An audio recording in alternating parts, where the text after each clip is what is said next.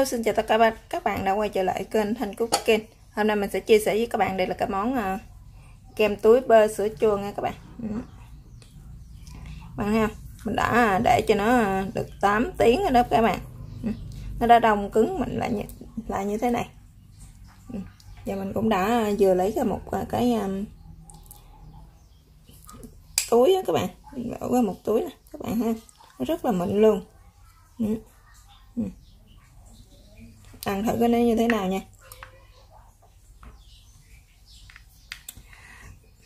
Nó hơi chua chua nè các bạn, nó hơi ngọt ngọt ha, tại vì có một cái mùi vị của sữa chua ha, nó béo của cái mùi bơ với sữa nè. Cái này thì mình ăn không có lạc, mình ăn không có ngọt không nha, cho nên mình để ít đường. Còn các bạn nào mà muốn ngọt nhiều thì các bạn có thể để đường vô thêm nha. Rất là ngon các bạn, rất là lạ miệng ha. Bây giờ các bạn muốn biết mình làm như thế nào thì mời tất cả các bạn sẽ vô bếp làm cùng mình nha. Mời các bạn.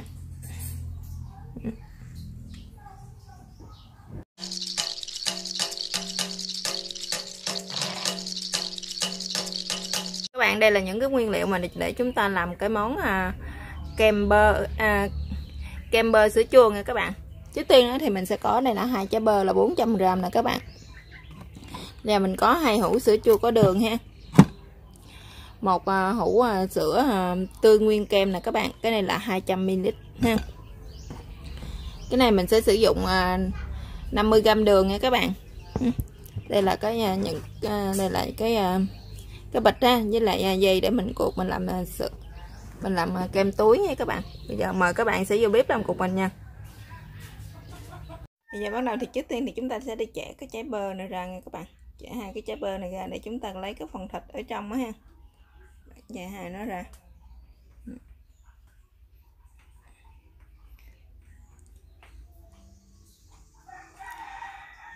Bơ này thì nó rất là dẻo các bạn.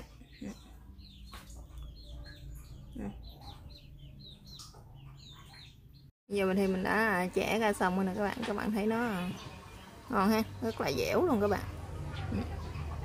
Giờ thì chúng ta sẽ tách cái phần thịt này ra khỏi vỏ nha. Các bạn thấy không? Nó dẻo, mình khử nó cũng không được luôn á các bạn. Thì các bạn cứ tách nó ra khỏi cái vỏ như thế này, tách cho đến hết cái phần bơ này của mình ra luôn nha. Bơ thì mình đã ấy xong rồi nè các bạn, giờ mình sẽ cho vô cối nha. Các bạn cho vào cối để chúng ta xay nha các bạn.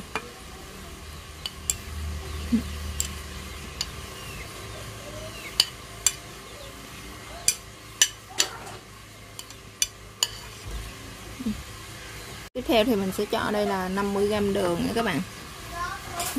Đường thì các bạn cho tùy ý, các bạn chịu ngọt nhiều quá thì các bạn sẽ để nhiều, còn các bạn ít thì các bạn ít chịu ngọt thì các bạn sẽ để bớt đường lại. Giờ mình cũng sẽ cho sữa chua vô luôn các bạn.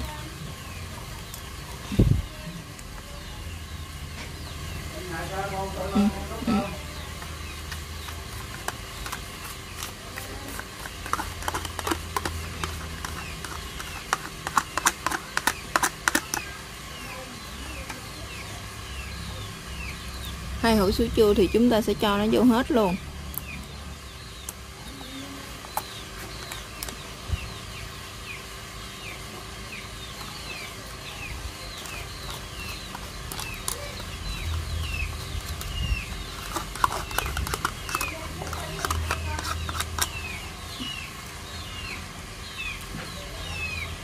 Rồi tiếp theo thì chúng ta sẽ cho 200ml sữa tươi nguyên kem vô luôn nha các bạn. Để chúng ta xay một lượt hết luôn nha. Rồi bây giờ chúng ta sẽ bắt đầu xay thôi các bạn. Chúng ta sẽ xay thôi các bạn. Bây giờ mình xay thì nó hơi ồn ha, các bạn thông cảm cho mình nha.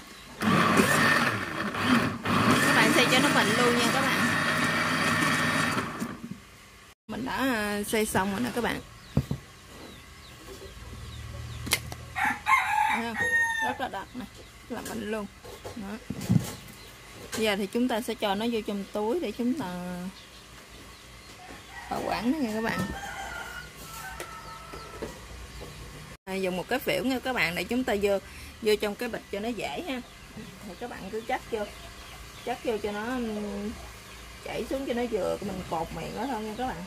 Các bạn đừng có cho nó nhiều quá thì chúng ta sẽ rất là khó cột. Một lượng vừa đủ như thế này là được.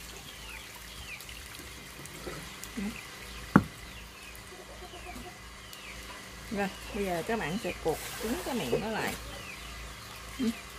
Các bạn làm như vậy cho đến hết cái phần bơ này của mình nha.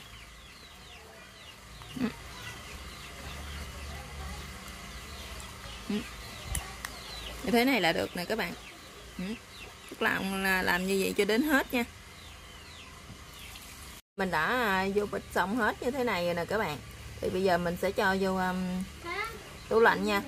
Các bạn cho vô ngăn đông đó các bạn ha. Thì các bạn để từ 6 tới 8 tiếng nha, cho nó đông lại á các bạn. Rồi giờ thì chúng ta sẽ cho nó vô tủ thôi các bạn. Chúng ta sẽ cho nó vô tủ đông nha. Rồi. Giờ thì cái món kem túi của mình thì giờ nó cũng đã hoàn thành rồi nè các bạn. Đây là thành quả của mình làm cái món kem túi bơ sữa chua ha các bạn. Các bạn thấy không? Để mình lột ra một bịch cho các bạn xem nó như thế nào nha. Mình lột ra một bịch cho nó như thế nào ha.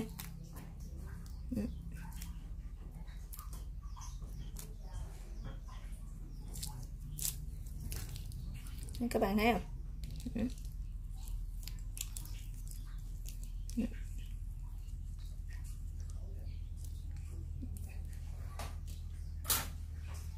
Mình ăn thử miếng nó như thế nào nè các bạn, coi nó có mềm và mịn không ha. Đó các bạn thấy không? Nó không bị đông đá luôn nha, nó rất là mịn luôn nè các bạn.